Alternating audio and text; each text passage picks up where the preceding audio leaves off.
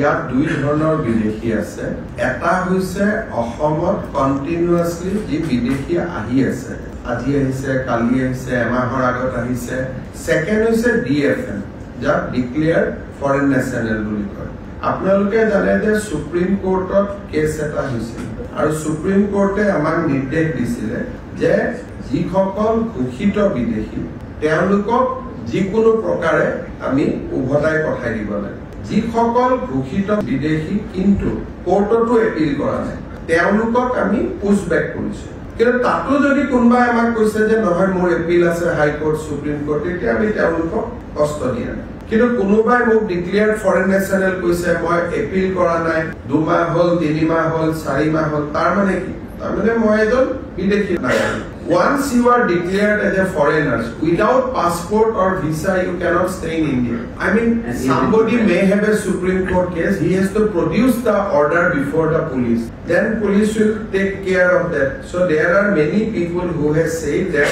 I have court order. And we have allowed them to stay. So it is all about judicial process. If judiciary has given a stay order, we have respected that. I don't know the practical case because I don't see video from Bangladesh. But our procedure is very simple that if you are declared foreign national, you have not preferred appeal against the order of the tribunal, then you are bound to be pushed back. So we have 30,000 people who are after declaring foreign national, they disappear. So if we get them somewhere, we have to take action. You have all know that what was the order of Justice Oka and Justice Ujjwal Bhuiya. NRC bonua poribeshor karone detection of foreigners was temporarily suspended.